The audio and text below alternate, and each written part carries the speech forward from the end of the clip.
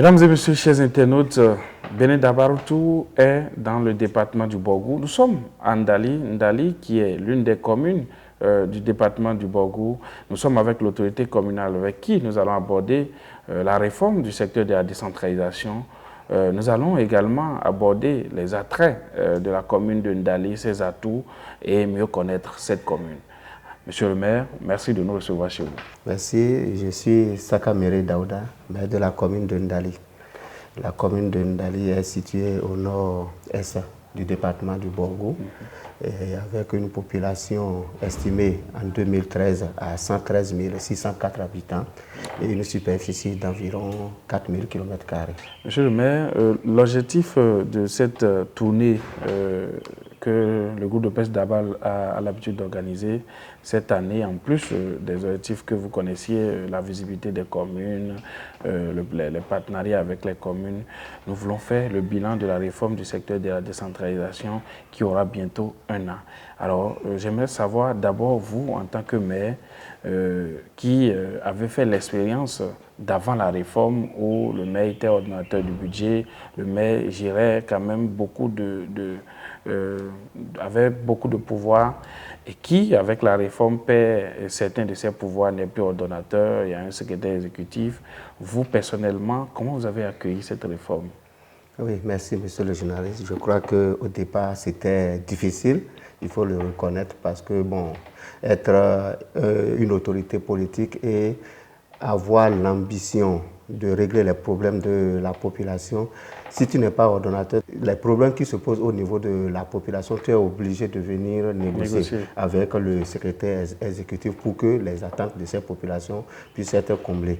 C'est vrai, c'est ce qu'il fallait faire pour nous décharger les maires de certaines de leurs fonctions, mais il y a cette contrainte-là qui fait que systématiquement le maire n'a plus le pouvoir quand même de régler de façon systématique les problèmes de la population. Il faut qu'il les règle, il faut que et le maire et le SE aient la même vision pour que l'objectif puisse être atteint. Au niveau de la commune de Ndali, nous sommes un peu en retard parce qu'au départ, le secrétaire exécutif que j'avais reçu, nous n'avons pas les mêmes objectifs. Ça fait que mes attentes au niveau de la population ne sont pas comblées. Le processus a évolué et je crois qu'il y a eu un changement d'équipe. Le SE a été changé, mais celui qui est là, vraiment, je crois que nous avons les mêmes objectifs. Si vous avez les mêmes objectifs, je crois que vous devez parler le même langage pour combler les attentes de la population. Actuellement, je crois que mes attentes sont en train d'être comblées. Alors, j'aimerais bien revenir sur le cas du secrétaire exécutif qui est parti parce que ça fait l'actualité pendant un temps. Et pour les sceptiques de la réforme, c'était une opportunité pour montrer combien la réforme n'était pas la bienvenue.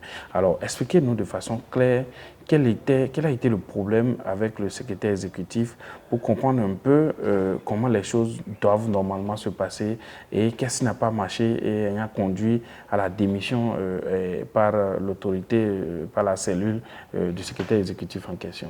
Oui, bon, je crois que l'objectif de la réforme, c'est de séparer le pouvoir politique du pouvoir administratif. Absolument. Et le SE qui est démis de ses fonctions, je crois qu'il était arrivé dans l'intention que les maires n'existent plus.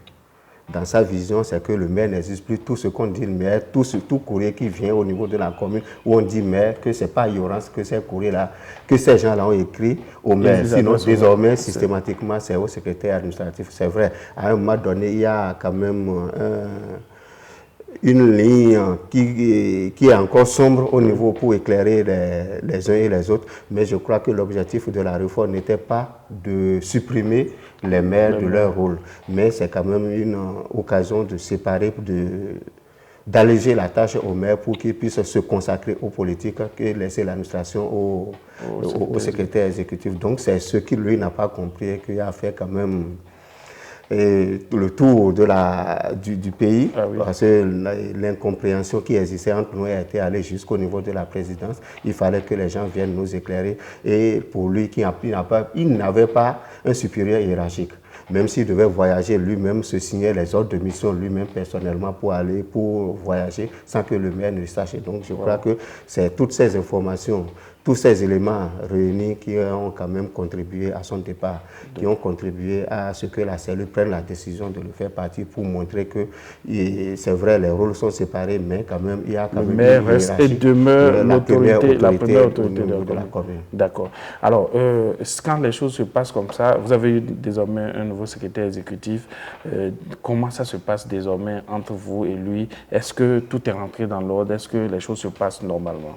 Oui, présentement, tout se passe normalement parce que pour que la réforme puisse prendre, nous devons parler le même langage. Oui. Et les politiques et l'administratif doivent parler le même langage pour qu'on ait la même vision. Parce que nous avons tous le même résultat. Nous devons quand même changer la vision de la commune. Nous devons booster le développement de la commune. Absolument. Donc, nous devons parler le même langage. Et avec celui qui est là, je crois que, et avec le conseil de supervision, le conseil communal et le maire, je crois que tout se passe normalement. Alors, c'est certainement un retard chez vous parce que après avoir fait près de 6 mois avec l'ancien secrétaire exécutif, un nouveau est venu.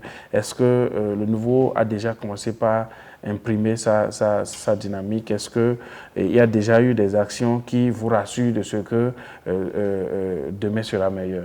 Oui, je crois que avec son arrivée, au niveau même du personnel, je crois que tout le personnel est motivé à l'accompagner pour que le résultat puisse être atteint. Au niveau des organes, que ce soit le conseil communal, le conseil de supervision, nous avons le même objectif, comme je l'avais dit, et tout ce que nous proposons, je crois que de commun accord, les informations passent et que les activités sont en train d'être boostées. Aujourd'hui, je crois qu'il y a beaucoup de réalisations depuis son arrivée. Il y a déjà des réalisations au niveau de la communauté qui sont faites. D'accord.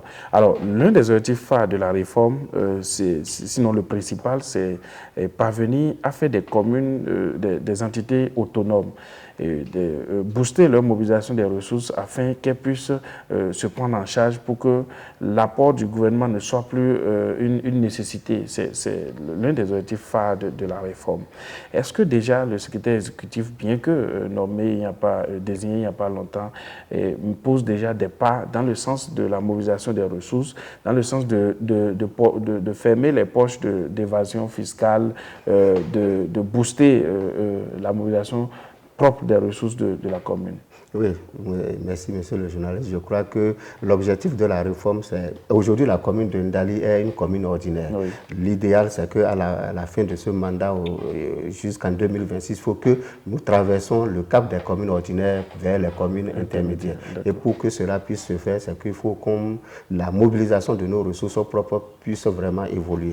Nous devons être à une certaine étape avant de passer de la commune ordinaire à la commune intermédiaire. Et je crois que par rapport à cela, nous sommes en train d'identifier les potentialités que nous avons au niveau de la commune qu'on doit valoriser pour vraiment booster la mobilisation des ressources. Et j'en veux pour preuve le marché de bétail de Sonomon qui doit être construit. Et actuellement, tel que le marché est en train d'être géré, l'équipe qui a en charge la gestion de ce marché nous donne 125 000 le mois. Le samedi passé, 125 000 le mois. Nous sommes allés le samedi passé, parce que les marchés s'animent le samedi, nous sommes allés pour faire un test. Et le test que nous avons eu à faire, c'est qu'il y a au moins 254 têtes de bœufs qui sont vendues, alors que par tête de bœuf, c'est 1000 francs. Donc ça fait 254 000 fois 4, je crois que c'est plus d'1 million. Nous sommes en train de cette évasion-là, nous voulons fermer la porte pour que vraiment ces ressources-là parviennent au niveau de la commune. Je crois que c'est un exemple parmi tant d'autres. Même au niveau des marchés ordinaires, je crois que l'exercice est en train d'être fait. Le recensement des boutiques qui sont au bord de la voie, nous sommes en train de le faire et nous allons vraiment parvenir à coller à chaque village un certain nombre de boutiques qui doivent être systématiquement payées. Cela va permettre quand même d'éviter l'évasion au niveau de nos recettes dans les villages. Ok. Donc ça veut dire que la dynamique est déjà en cours. La dynamique a déjà pris corps et je crois que tout le conseil communal et même le personnel est motivé pour accompagner dans cette dynamique. D'accord. Merci beaucoup, monsieur le maire. C'est la fin de notre entretien, mais avant, j'aimerais que vous vous donniez votre mot de la fin à l'endroit des populations, du conseil, de vos collaborateurs et également à l'endroit de Dabarou, parce que il faut le rappeler, la démarche vise également à amener les communes à comprendre que Dabarou se met à leur disposition. Nous sommes prêts, c'est vrai, nous le faisons déjà, mais nous sommes prêts à vous accompagner. Mon vœu le plus cher, c'est que cette année prenne corps vraiment un partenariat de façon matérielle, de façon légale et qui permette à Dabarou d'accompagner de façon conséquente cette dynamique qui est amorcée pour que la compétition qui est lancée, parce que je ne vous apprends rien, c'est une compétition qui est lancée entre les communes et celle-là qui va parvenir à quitter le statut ordinaire au statut, le statut intermédiaire au statut ordinaire, ainsi de suite. Donc, nous sommes prêts à vous accompagner, à faire voir vos potentialités, à appeler les investisseurs à venir vous accompagner, mais il nous faut quand même un cadre légal qui nous permette d'aller à cet accompagnement. Donc, vous allez également dire un mot à cet effet. Merci. Et avant de finir, je crois que je vais remercier l'équipe de Dabarou qui permet quand même aux communes, la visibilité des communes sur le plan national qu'international. Et je crois que si, en collaboration avec le SE, nous allons revoir pour, comment dit-on, notre budget. Et d'ici juillet déjà, nous pouvons retoucher le budget pour vraiment accompagner Dabarou TV, qui permettra quand même de faire la visibilité de la commune à travers le monde entier. Je crois que c'est une équipe jeune qu'il faut accompagner pour que nous-mêmes, nous puissions être visibles sur le plan international. Je crois que cet accompagnement que vous êtes en train de nous faire, nous devons aussi vous aider pour que cet accompagnement-là puisse vous être utile, pour vous permettre quand même de faire la promotion de la jeunesse au niveau de notre pays. À l'endroit de mes populations, je crois que nous sommes dans une réforme, nous sommes dans une compétition. Aujourd'hui, la décentralisation, on dit que c'est d'abord nos propres efforts. Nous devons chacun apporter sa contribution à l'édification de la commune de Ndali à travers le paiement des taxes, à travers le paiement des impôts, à travers le paiement de tout ce que la commune ou bien la loi de finances nous autorise à faire pour que la commune puisse passer, comme je l'avais dit, de la commune ordinaire à la commune intermédiaire. C'est notre objectif. Et tout cela sera possible si nos mobilisations de ressources propres ont atteint un certain niveau. Donc nous devons chacun apporter sa contribution pour que cet objectif-là soit atteint. À l'endroit du personnel, je crois que c'est notre chose commune. Si nous parvenons à passer de la commune ordinaire à la commune intermédiaire, c'est d'abord l'œuvre du personnel. Et je crois que chacun doit s'y mettre pour que cet objectif-là puisse être atteint. Encore merci pour tout ce que la population est en train d'être fait, mais de faire encore davantage pour que notre commune puisse être visible sur le plan international. Mesdames et messieurs, le maire de la cité de Ponakeri nous recevait dans le cadre de Bénin Dabarou, l'étape du Borgou. Merci de nous avoir suivis et à la prochaine étape.